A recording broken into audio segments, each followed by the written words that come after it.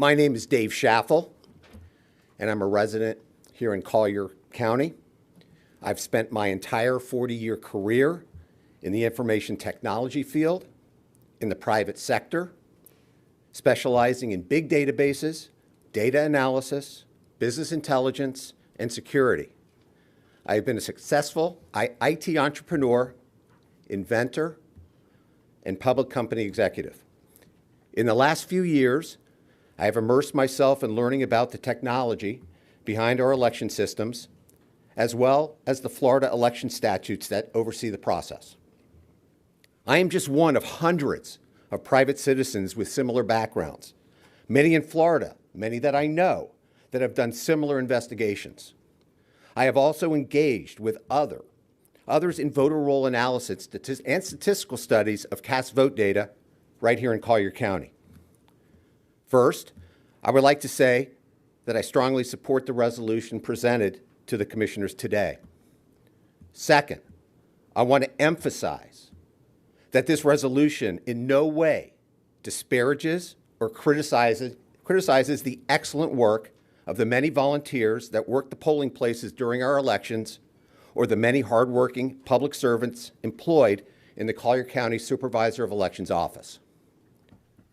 This resolution has been brought forth today here in Collier County, as it has or will be similarly in other Florida counties.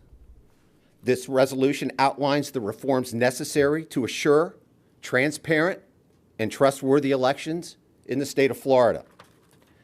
This is not, and I repeat, not a mandate for the Supervisor of Elections or any other public official in Collier County to violate existing Florida election statutes. This resolution is brought forth today as a grassroots effort to enlist the support of our duly elected county commissioners to support the people's efforts for much needed legislative change in our state's election laws. Many of the issues outlined in the resolution exist due to glaring loopholes that exist in Florida statutes or the lack of enforcement by administrators of existing statutes. During the last session in the Florida House, state legislators who understand the problems facing our elections, including Collier County State Representative Lauren Mello, sponsored several outstanding election integrity bills that were crafted with citizen involvement. These bills dealt with the deficiencies in current state statutes. Included were bills assuring and enforcing that only a U.S. citizen can cast a ballot.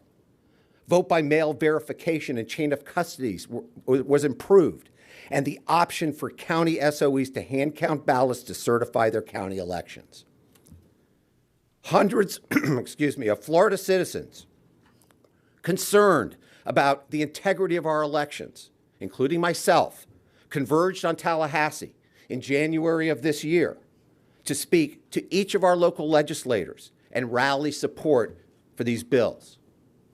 Unfortunately, leadership in both the state Senate and House had no interest in considering any of this much-needed reform, and most of the bills were killed before they ever got to committee. State Senate and House leadership's disinterest in making election integrity reform a priority and taking this issue seriously became a wake-up call for all grassroots citizens in the state of Florida. Citizens whose only desire is for fair and honest elections, where only legal voters cast a ballot and where the ballot they cast is verified to be counted as marked. Now, let me just run through a few examples of issues plaguing the current process.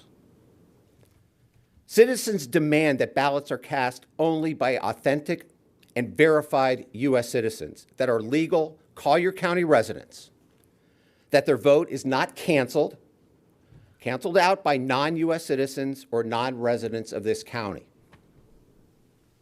We know we have a growing number of non-citizens on our voter rolls. The Secretary of State of the state of Florida admits it. Local election administrators who report to him tell us it's a state's issue.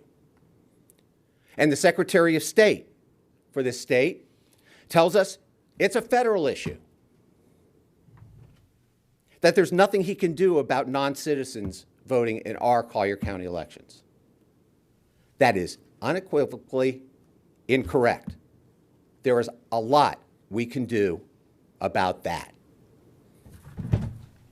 On the technology front, the vote tabulation machines we use to count our ballots and certified using in the state of Florida use standards that were developed in 2005, 19 years ago, when most of us were still using flip phones.